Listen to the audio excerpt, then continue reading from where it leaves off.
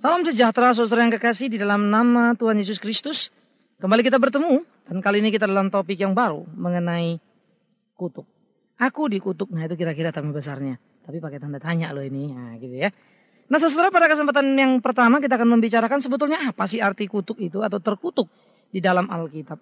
Nah kita akan melihat bersama-sama bagian ini, mengingat saudara, saya kira ini menjadi satu kalimat yang sangat populer, banyak dipertanyakan orang kepada saya. Dan saya jadi agak capek juga harus menjelaskan satu persatu. Karena banyak orang gelisah soal kata ini. Pak, saya kena kutuk enggak? Katanya kata gini-gini. Ada orang bilang saya terkutuk dan seterusnya dan seterusnya. Nah sepanjang bagian ini kita akan memikirkan di dalam 4 sisi yang coba kita mau lihat secara tuntas dulu bagian ini. Nah pada kesempatan ini kita akan membicarakan arti kata dulu. Maksudnya apa sebetulnya, lalu bagaimana penempatan-penempatannya di dalam Alkitab. Nah di dalam Bilangan pasal 5 ayat 21 sampai 24 demikian firman Tuhan. Dalam hal ini haruslah imam menyumpah perempuan itu dengan sumpah kutuk.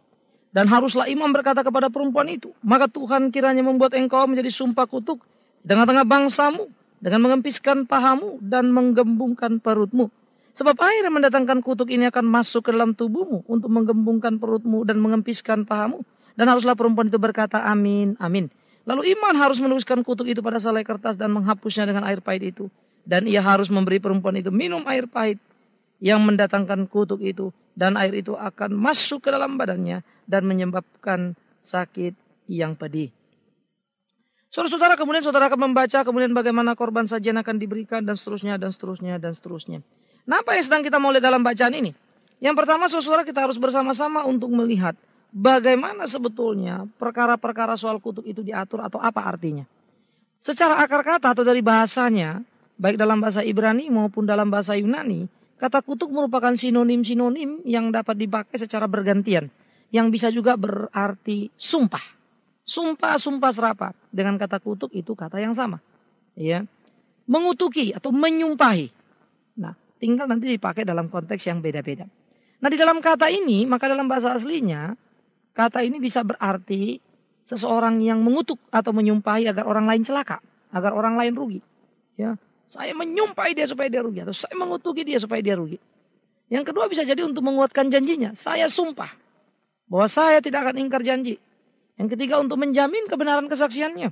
Saya bersumpah bahwa ini betul-betul kesaksian saya. Terkutuk kalau saya mau membohonginya. Terkutuk kalau ini palsu dan seterusnya. Nah ini dalam arti konteks manusia kepada manusia. Nah di dalam konteks Allah kepada manusia. Maka kata kutuk harus dilihat pertama sebagai celaan atas dosa manusia.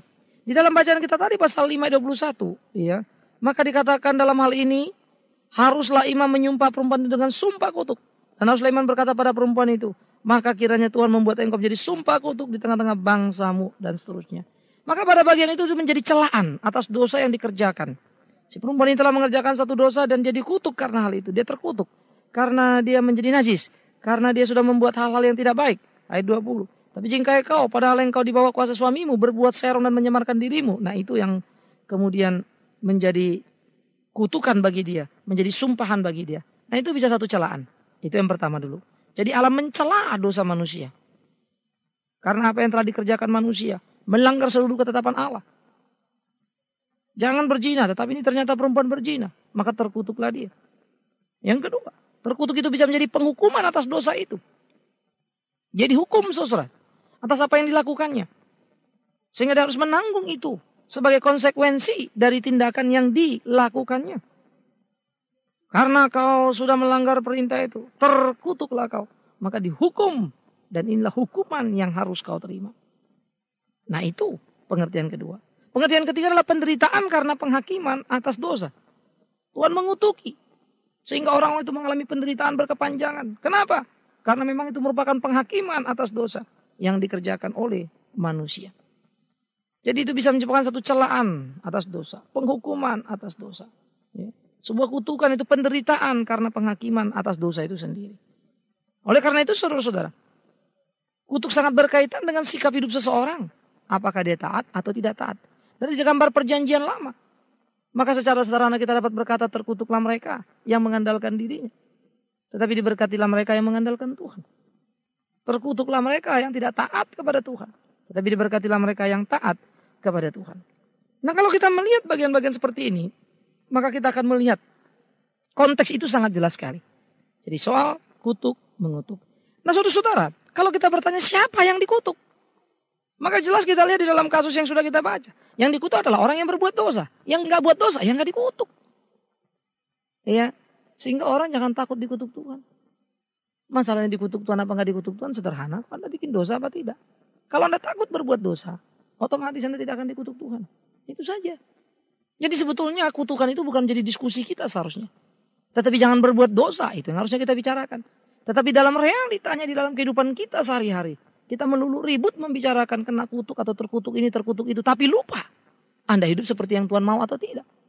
Terkutuk begini karena tidak mengikuti kata Pak Anu, kata Pak EB, kata Pak C, kata Pak D. Dalam tafsiran mereka. Padahal mereka belum tentu berkata benar. Apa ya Alkitab berkata begitu? Nah ini harus hati-hati. Jadi orang yang dikutuk itu siapa? Adalah orang yang berbuat dosa. Perempuan itu dikutuk karena dia berbuat dosa. Siapakah yang dikutuk Tuhan? Yaitu orang yang tidak taat kepada Allah. Kepada ketetapan-ketetapan yang sudah ditetapkan oleh Allah. Tetapi kemudian dia menyeleweng. Dia tidak mau mendengarkan suara Tuhan. Dia mengeraskan hatinya terhadap teguran-teguran Tuhan. Dia menolak terhadap suara Tuhan. Siapakah yang dikutuk Tuhan orang ketiga? Ya orang yang melanggar hukum. Pada konteks itu 10 hukum. Tadi wanita yang kita baca yang dihukum itu karena dia berzina. Sehingga dia harus menimpa sumpah kutuk. Karena dia melanggar satu dari sekian 10 hukum itu. Nah, jadi orang-orang seperti itulah yang dikutuk. Orang-orang seperti itulah yang mendapat hukuman. Nah kalau Anda tidak melakukan itu, ya Anda kan gak usah diskusi soal kutuk mengutuk. Mau dikutuk pendeta kayak Anda apa pusingnya? Jangan pusing, jangan takut. Pendeta tidak berhak untuk mengutuk. Dan Anda tidak perlu takut untuk hal itu. Tetapi takutlah kalau Anda berbuat dosa. Sebetulnya Kristen sangat sederhana, tapi dibuat gejelimet. Sehingga ada kelompok-kelompok tertentu yang kadang-kadang bikin rumit sekali itu kekristenan. Membuat banyak orang sekali bingung. Mana yang harus dikerjakan, tidak dikerjakan. Mana yang harus didiskusikan, tidak didiskusikan. Tapi yang gak perlu-perlu ditonjolkan, dibikin geger-geger, dibikin rumit. Tapi memang itulah semangat keagamaan. Nah karena itu jemaat pada waktunya harus bangun, lihat baik-baik. Jangan membodoh-bodohkan diri. Ya, membuat diri menjadi tampak bodoh di dalam keimanan. Mari ambil intisari Alkitab yang paling penting. Jangan takut, jangan pusing soal kutuk mengutuk. Tapi pikirkan baik-baik. Berdosa kau kepada Tuhan, kan gampang kan? Alkitab bilang jangan mencuri, kan itu mencuri enggak. Kalau enggak, bagus. Iya kan? Jangan berzina, jangan saksi dusta. Lakukan enggak? Saya enggak melakukan. Good. Kau tidak berzina, kau tidak bersaksi dusta. Tapi kalau lakukan, minta ampun sama Tuhan. Itu saja kok. Kenapa dibikin pusing? Iya kan? Itulah diskusinya. Nah saudara, kita akan melihat di dalam bagian berikutnya. Antara kutuk dan berkat. Bagaimana seringkali ini mulai dikaitkan. Kalau saudara membaca di dalam kitab Ulangan pasal 28. Ya, maka ayat 2 ayat 5 dikatakan segala berkat ini akan datang kepadamu. Dan menjadi bagianmu jika engkau mendengarkan suara Tuhan Allahmu. Diberkatilah engkau di kota, diberkatilah engkau di ladang, diberkatilah buah kandunganmu, hasil bumimu, hasil ternakmu, anak lembu sapi, kandungan lombing dombamu, dan seterusnya. Lalu pasal 15 ini menyangkut kutuk. Tetapi jika engkau, ayat 15 maksud saya, pasal 28. Tetapi jika engkau tidak mendengarkan suara Tuhan Allahmu dan tidak melakukan dengan setia segala perintah dan ketetapan yang kusampaikan padamu pada hari ini, maka segala kutuk ini akan datang kepadamu dan mencapai engkau. Terkutuklah engkau di kota dan terkutuklah engkau di ladang dan seterusnya. Nah itu paralel dengan berkat.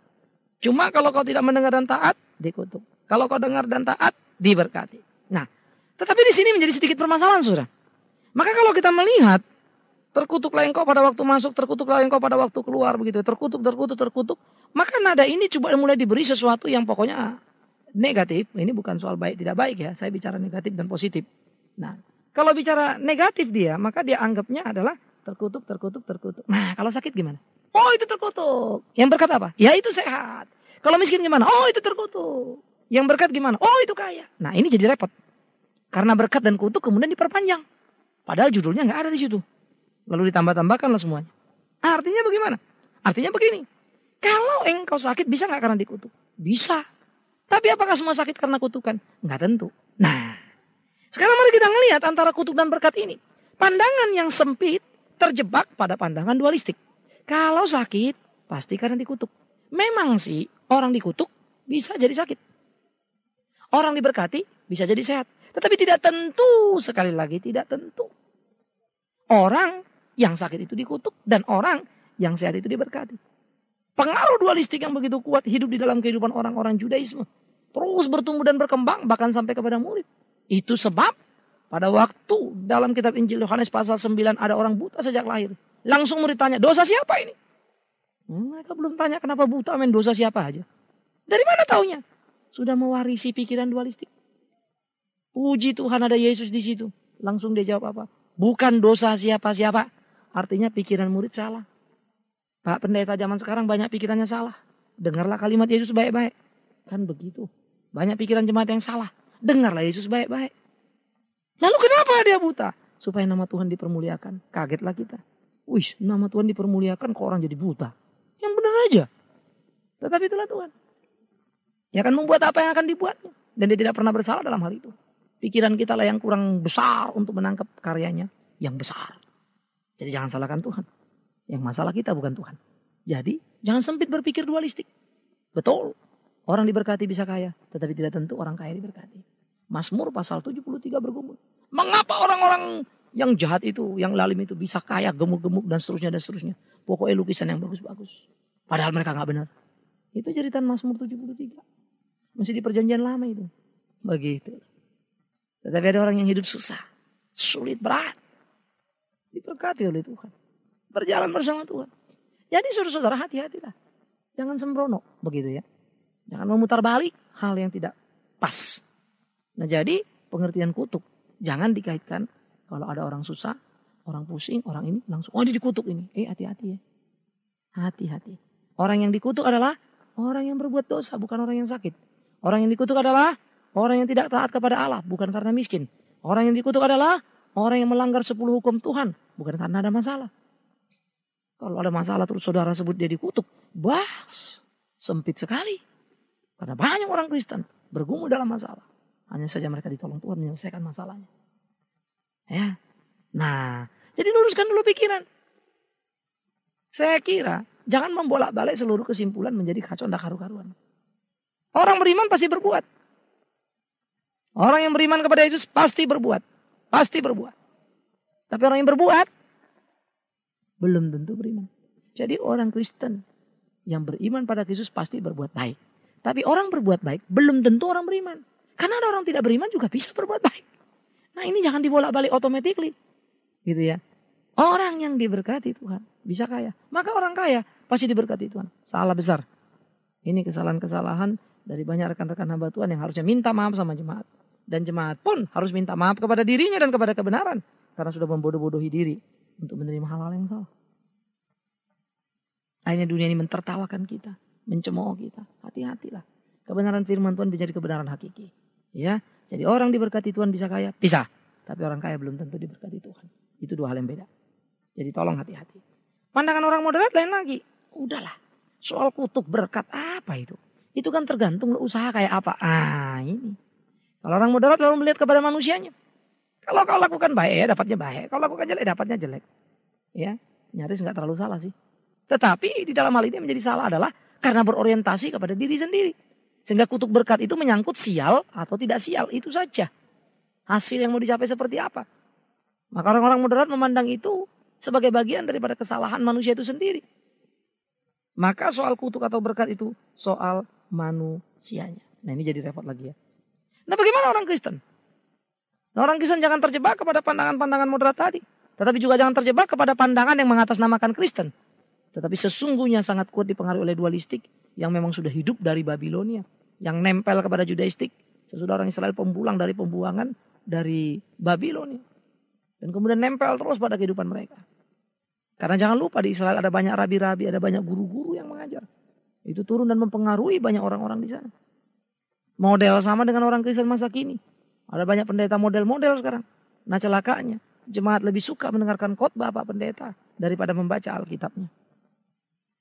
Jemaat lebih suka untuk memberikan persembahan dan perpuluhannya daripada memberikan dirinya kepada Tuhan.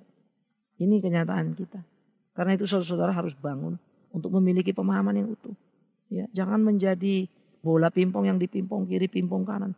Dengar 10 pendeta khotbah, langsung saudara bingung.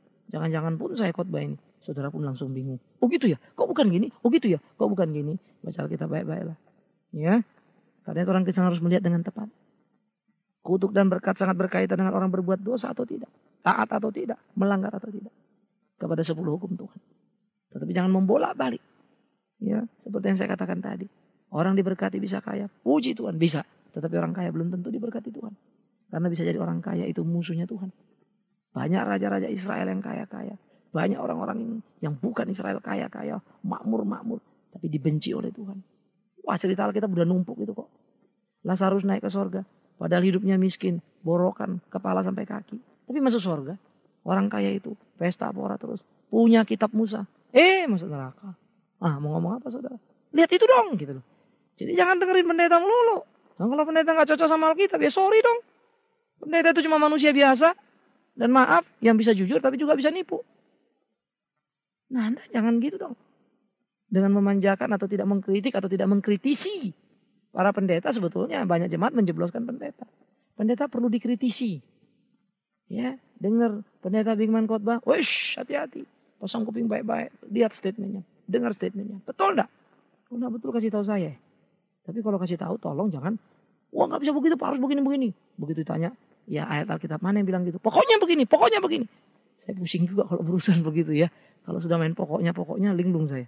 Ya, kalau orang bilang pokoknya itu modalnya itu. Nah, kalau ngomong modal ya udah susah lah. Jadi orang Kristen melihat tepat seperti apa dikatakan Alkitab ya begitulah. Ya. Seperti apa yang diteriakkan Alkitab begitulah. Jadi sekali lagi ya, kalau orang diberkati Tuhan bisa kaya bisa. Tetapi orang kaya belum tentu diberkati Tuhan. Nah, itu jangan membawa pembalikan-pembalikan. Saudara-saudara, bukan orang kaya Tuhan memberkati dan kemudian mereka menjadi kaya, amin. Oleh karena itulah setiap orang kaya pasti diberkati Tuhan. Nah ini kan jadi salah yang kedua kan. Yang pertama betul, yang kedua mirip-mirip, ngopi soalnya dia. Tapi benar gak? Salah. Nah jemaat kalau yang begitu-gituan pasti gak ngeh itu gitu ya. Langsung aja mentalan, betul. Ayatnya ada kok. Ayatnya ngomongnya apa? Larinya kemana? Oleh karena itu saudara, ada menjadi peringatan penting bagi kita semua. Pertama, jangan terlalu gampang menakut-nakuti diri sendiri dengan soal kutukan-kutukan. Aduh nanti saya terkutuk nih Pak. Aduh pendeta saya bilang saya dikutuk nih. Tanya dirimu baik-baik. Kau berbuat dosa enggak? Taat pada Tuhan enggak? Melanggar 10 hukum enggak? Tidak. Ya sudah. Saya melanggar Pak, saya bikin dosa. Bertobat. Kok kutuk yang dipikirin? Tobat. Ngapain kau menangis ya akan dikutuk atau tidak dikutuk? Bertobat itu yang jelas. Datang sama Tuhan, akui dosamu. Kan begitu. Ya. Ngapain sih itu mikir-mikir dikutuk apa dikutuk? Tobatnya enggak. Akhirnya saudara tidak lagi mau bikin, bukan karena bertobat, tapi karena takut dikutuk. Itu gawat lagi Kristen model begituan. Ya. Orang Kristen tidak berbuat dosa karena kecintaannya kepada Tuhan dan Tuhan hidup dalam hidupnya. Bukan karena takut ke neraka. Bukan karena takut kutukan, hati-hati. Ketakutan selalu datang bukan dari Tuhan. Tapi ketakutan pada Tuhan itu memang penting. Yang kedua, jangan pula kita terlalu gampang mengutuk orang lain. Karena kita nggak punya hak ngutuk-ngutuk itu termasuk Pak Pendeta. Biarlah pendeta-pendeta, kita ini harus sadar. Kita ini cuma alat Tuhan. Kita ini bukan Tuhan. Apalah hak kita ngutuk-ngutukin orang. Dan jemaat juga jangan terlalu bodoh untuk mau saja dikutuk-kutukin. Dengan diam, Anda menambah permasalahan kekristenan. Dengan mengkritisi dalam kerinduan menegakkan kebenaran, Anda sudah menjadi kontrol yang bagus bagi gereja Tuhan. Ya, jadi jangan terlalu gampang lah, siapapun kita, untuk mengutuk-ngutuki orang lain. Wah terkutuk dia tuh kalau begini, oh begini, oh begitu dan seterusnya. Tori, hati-hati. Yang ketiga, jangan terlalu sempit memahami kutukan. Hanya karena itu nanti akan menunjukkan betapa bodohnya orang Kristen. Dan kita menjadi tertawaan orang, saudara. Jangan terjebak pada dualistik. Ya, yang keempat. Jangan pula meremehkan kutukan. Karena memang di situ ada murka Tuhan. Jadi kutukan itu ada biar ada pada tempatnya. Itu murka Tuhan. Jangan ditiadakan. Tetapi juga jangan dingeri-ngerikan. Jadi jangan ditambah-tambahilah suasananya. Tapi juga jangan dikurangi. Apalagi dihilangkan. Biarkan dia di situ. Dan orang akan berhadapan dengan Tuhan. Kalau dia melawan Tuhan dan berdosa pada Tuhan. Tapi ketika dia bertobat. Tuhan akan bersama dengan dia. Menuntun membimbing dia dalam perjalanan hidupnya. Akhirnya, saudaraku. Yang menjadi penting bagimu dan bagiku. Lakukan ketetapan Tuhan kita. Tuhan menolong kita. Tuhan membimbing kita. Untuk terus mendekati dan menemukan kebenaran yang sejati itu. Amin. Kita berdoa. Kami bersyukur berterima kasih untuk apa yang bisa kami pikirkan. Biar Tuhan menyempurnakannya di dalam kasih Tuhan sendiri. Menolong kami makin mengerti. Supaya kami tidak terjebak pada perangkap atau sistem nilai yang diberikan oleh banyak manusia yang menafsirkan kebenaran-Mu. Tetapi biarlah kami belajar menemukan kebenaran yang utuh itu. Di dalam nama Yesus Kristus kami berdoa.